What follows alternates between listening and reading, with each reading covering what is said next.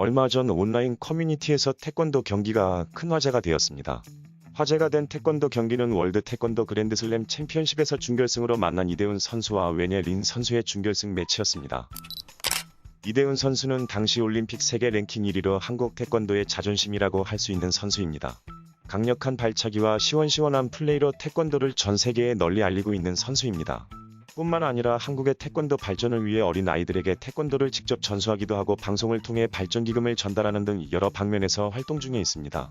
이대훈 선수는 2019년 월드 태권도 그랜드슬램 챔피언십 준결승 매치에서 중국의 웬예 린 선수와 붙었는데요. 웬예 린 선수는 올림픽 랭킹은 197위로 매우 낮지만 19살의 젊은 나이로 세계 태권도 무대에 이름을 알리기 시작한 신예의 선수였습니다. 당시 이대훈 선수의 나이는 28살이었으며 여러가지 부상으로 컨디션이 좋지 않은 상태였습니다. 그래서 중국의 웬예 린 선수의 승리를 점치는 전문가들이 더 많았을 정도입니다. 하지만 경기 시작과 동시에 그 모든 추측은 기우에 불과하다는 것이 모든 관중들에게 전해졌습니다. 경기 내내 시원한 발차기로 중국 선수를 압박했고 모든 라운드에서 압도적인 경기력을 보였습니다. 경기가 진행될수록 이대훈 선수의 경기력을 느낀 웬예 린 선수와 중국 코치진은 그 두려움을 얼굴에서 지울 수 없어 보였습니다. 경기는 계속해서 이대훈 선수의 리드로 진행되었고 경기 결과는 세트스코어 2대0으로 이대훈 선수의 압승이었습니다. 태권도의 파괴력과 실전성은 지금까지 여러 무술들과 비교되어 왔습니다. 태권도의 파괴력은 다른 무술에 비하면 약하다. 태권도는 실전 무술에 적합하지 않다. 라는 근거 없는 추측들도 있었습니다. 미국의 한 프로그램에서는 태권도의 파괴력을 다른 무술들과 비교하는 실험을 진행한 적이 있습니다. 무술 중 어느 것이 가장 파괴력이 셀까?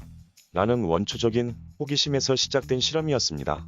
실험 대상이 된 무술은 브라질의 카포에라, 태국의 무에타이, 일본의 가라테, 한국의 태권도로 각 무술의 발차기를 시범하는 담당 무술인들은 모두 상당한 고수였습니다.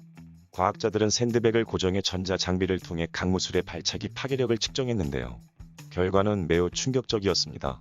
위력을 무게로 표기하면 카포에라는 860kg, 무에타이는 635kg, 가라테는 195kg이었으며 대망의 태권도는 무려 1043kg으로 1톤이 넘는 위력이었습니다. 전혀 예상치 못한 결과에 모두 당황했습니다. 태권도 발차기의 파괴력으로 제대로 맞으면 거의 즉사할 수준이라고 하는데요. 말 그대로 죽음의 발치기인 것입니다. 카포에라 같은 경우는 태권도보다 무게는 높게 측정되었지만 속도 면에서 태권도보다 현저히 느려 파괴력이 훨씬 낮게 나온 것이었습니다. 태권도는 타격 시 축을 담당하는 다리 그리고 허리 마지막으로 타격으로 이어지는 동작이 물 흐르듯 이어지는데요. 여기서 나오는 회전력과 속도가 여타 무술과는 비교도 안 된다고 합니다. 그러니 태권도의 파괴력이 압도적인 것은 당연한 결과였죠. 이로써 그동안 태권도는 실전에서 소용없어. 태권도는 무용 아냐? 등의 비아냥거리는 소리를 단박에 침묵시키게 할 수 있었습니다.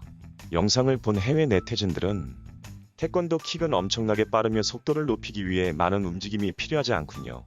정지 상태에서 0.5초 만에 1톤을 차다니 엄청나다. 태권도 킥에 맞을 상상을 하면 정말 두렵다. 라며 강력한 태권도의 파괴력의 놀라움을 감추지 못했습니다. 또한 태권도는 가장 강력한 킥을 선택하지도 않았어. 가장 강력한 태권도 킥은 회전하는 백킥이야. 가라테 친구는 끔찍한 킥을 선보였군. 라며 일본의 가라테가 태권도보다 파괴력이 뒤떨어진다는 사실을 인정하는 일본 네티즌들도 있었습니다. 과학이 증명하는 태권도의 위력이 정말 어마무시합니다. 힘은 약자를 괴롭힐 때가 아닌 약자를 보호할 때 비로소 진가를 발휘한다고 생각합니다. 태권도의 가르침은 무력으로서의 무술이 아닌 정신력과 마음가짐에 대한 가르침까지 전수하기에 세계 최고의 무술이 되지 않았을까요?